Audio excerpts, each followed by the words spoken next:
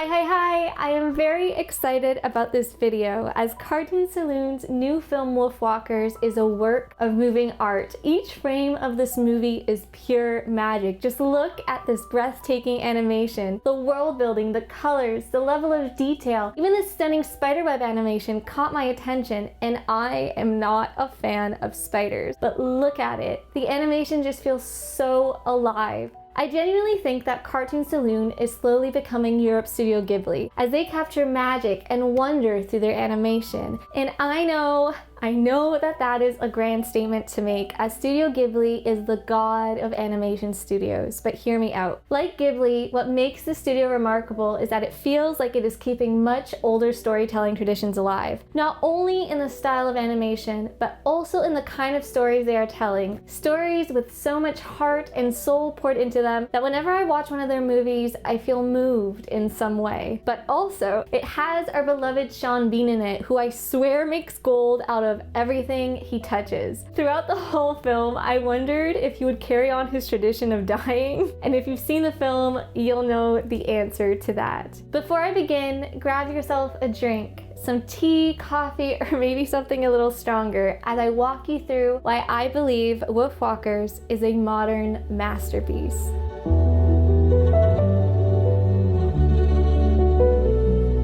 Wolfwalkers has a central theme that runs through its animated veins, and that is wildness versus order. Throughout the story, we hear Robin mention freedom several times over as her freedom is continuously threatened, as you can see here. I won't be here to protect you forever. I'm so afraid that one day you will end up in a cage. But I already am in a cage.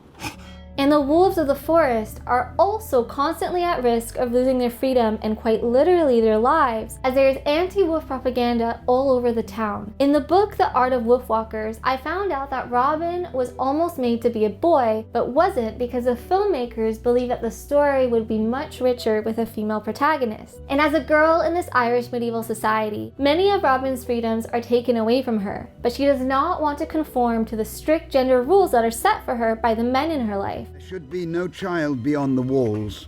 Why is she not in the scullery? The lodge, she doesn't work there. You!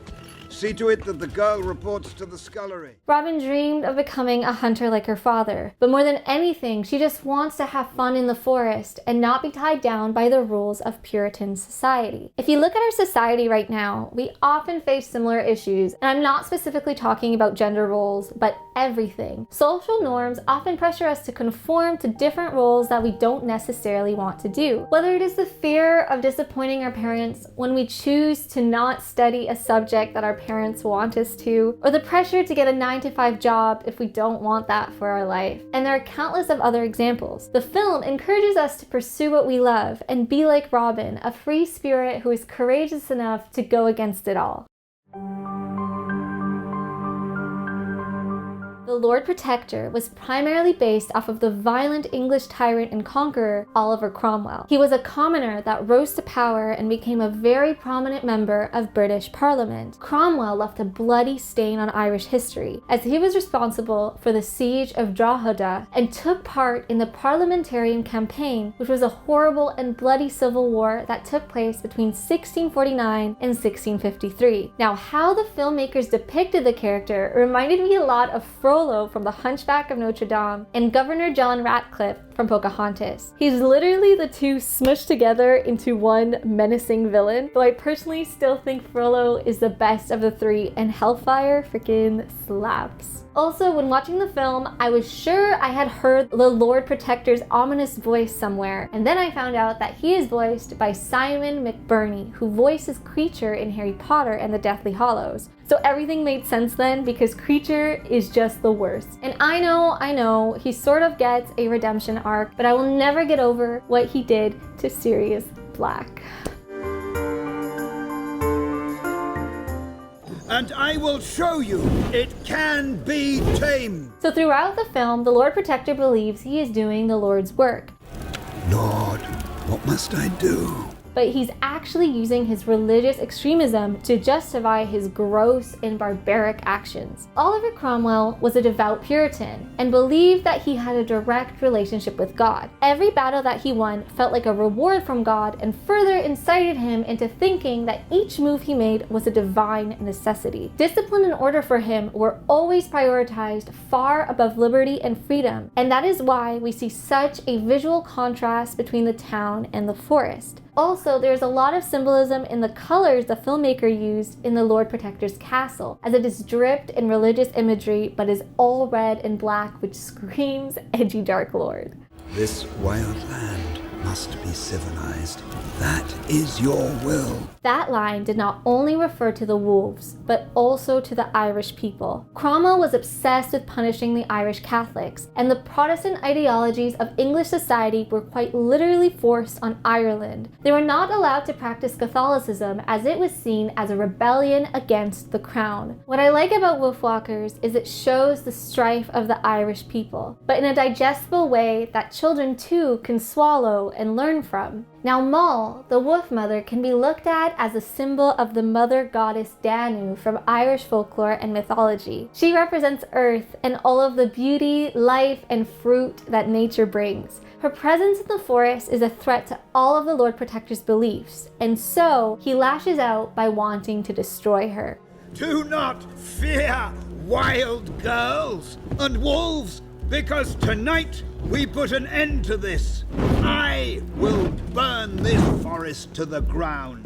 Again, the film vividly shows a window into not only what happened to the wild wolves of Ireland, but also what happened to the Irish people. Through military force and war, the Crown outlawed the Irish language in 1537 with the Act for the English Order, Habit and Language, and later on in history continued to suppress the Irish from living and thriving in their own culture. The wolves represent the spirit of the Irish, and the Lord Protector is the embodiment of English oppression and the horrible atrocities that were committed throughout his conquests. The film has a bittersweet ending because even though the wolves aren't killed off, they are still forced to leave their land forever in search for a new one. In Ireland, all of the wolves that once existed in the wild are all gone due to all of the extermination efforts that took place throughout history, and particularly during the Cromwellian period. So we see Robin, Maeve, Bill and Moll forced to leave their woods in search for a new home. But we do get a glimpse of hope with the music at the end and the colorful sequence of the whole family together. I also noticed that at the beginning of the movie, we hear the aggressive townspeople chanting,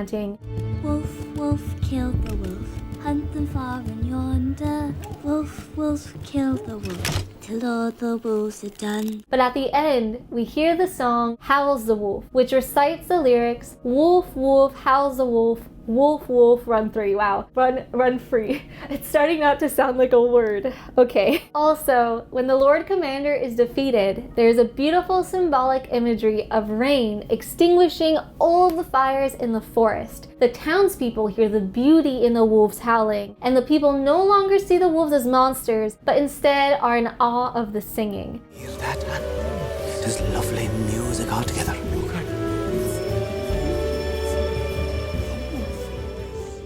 Before I move on, if you are enjoying this video, please subscribe to my channel to see more video essays like this in the future, as it tremendously helps me out with YouTube's mysterious algorithm. No pressure though, and thank you so much in advance.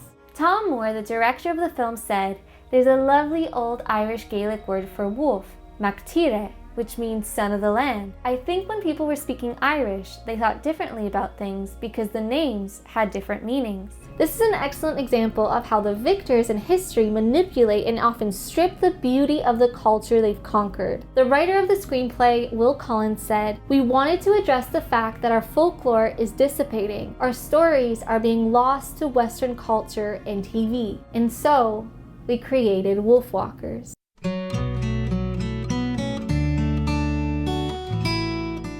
So Wolfwalkers is part of Cartoon Saloon's Irish folklore trilogy, which is made up of the films The Secret of Kells that came out in 2009, Song of the Sea that came out in 2014, and of course, Wolfwalkers itself, which officially debuted on Apple TV in December of 2020. Directors Tomm and Ross Stewart created this film based on the Irish folktale The Wolves of Ossory. It was a story that the two of them wanted to tell to commemorate and make tribute to their Irish heritage. The Wolves of Ossory is a legend that stems from the medieval kingdom of Ossory, where people told stories of humans who could transform themselves into wolves whenever they wanted to. That sounds like a dream for me, as ever since Zelda Twilight Princess came out, I've always wanted to live out my days as a wolf Link. Also, Link was a snack in that game. 12-year-old me had such a big crush on him, and to be honest, I still do. Just look at him. But anyway, when the humans transformed, their spirits would exit their mortal bodies, and they would be in a sleep state until their spirit returned to them.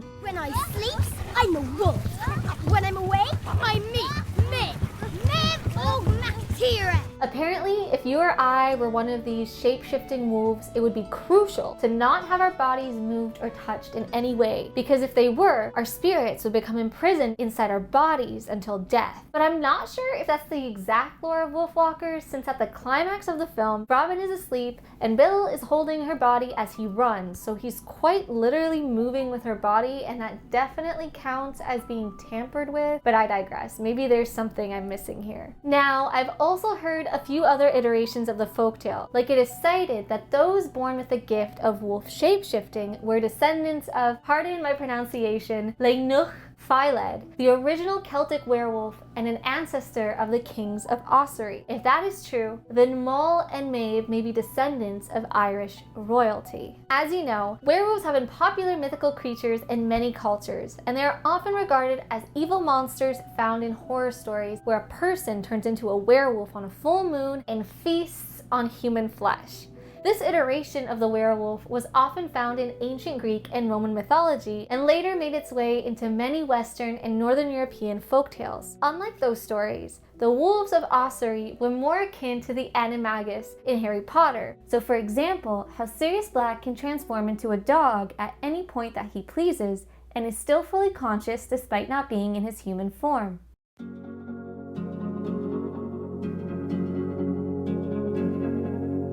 Wolfwalkers has elements of Princess Mononoke sprinkled throughout it, like the wolf girl in the forest fighting against man's obsession with industrialization. And there were even moments that reminded me of Zelda's Twilight Princess, precisely the wolf vision. Each time Robin transforms into a wolf, the sound design and visuals are incredibly satisfying. I swear some of the sounds could be ASMR.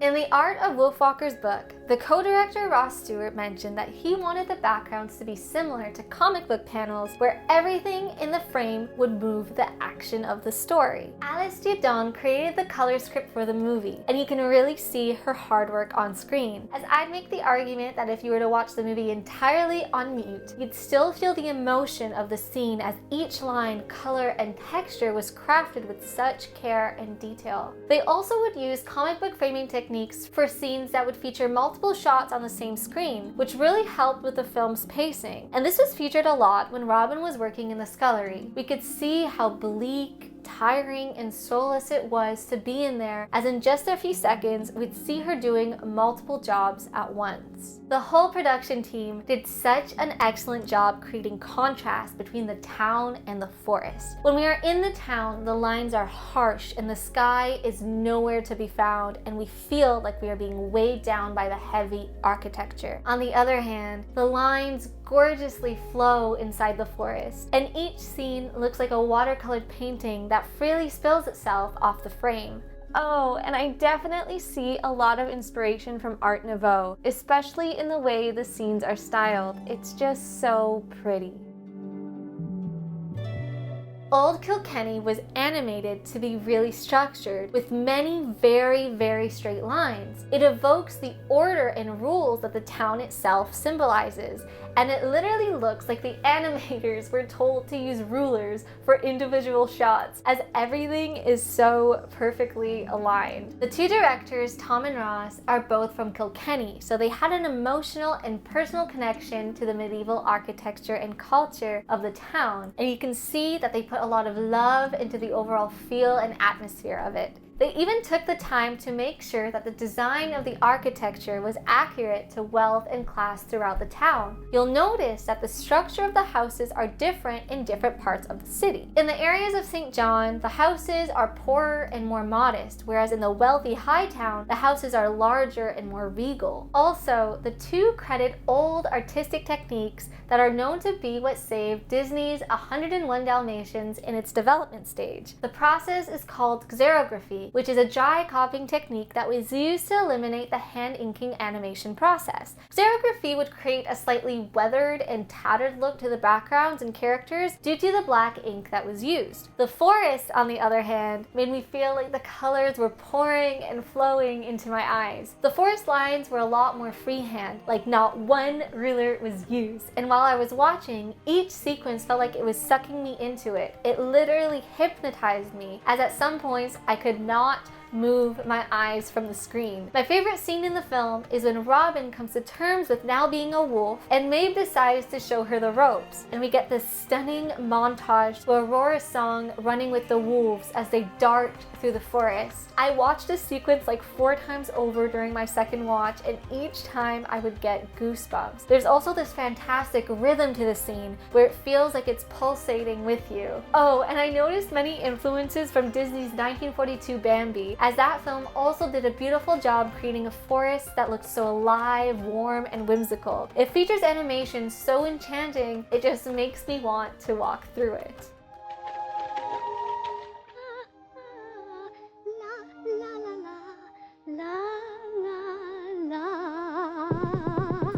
The casting was also phenomenally well done, especially Maeve's casting, which was played by Eva Whittaker. She has this thick Irish accent that was just so pleasing to listen to, and her line delivery was incredible. I don't often cry during movies, but there's a scene where she's pleading for her mother's life while hugging her tightly, and you can feel the pain, fear, and agony in her voice. I just wanted to give her a hug and tell her that it was all going to be okay.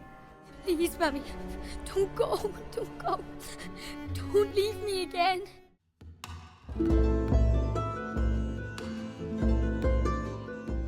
I think Cartoon Saloon has caught lightning in a bottle with Wolfwalkers, as I haven't had this kind of visceral experience with a film in a very long time. There were scenes in this movie that made me feel absolutely hypnotized, like I was being transported into another world. It's really that good. I believe Cartoon Saloon is well on its way to dominating the animation industry, and I hope they do, because their films have so much soul and passion woven into them. So much so that I always feel touched by the time the credits roll. My only regret is not getting to see it in theaters, but the second there is a screening available, I'll be there. So my question to you is, what was your favorite part of the film? As you know, my favorite part was the running with the wolves sequence. So that is all for today, and I'm very excited to hear from you and hope to see you again here soon. Goodbye.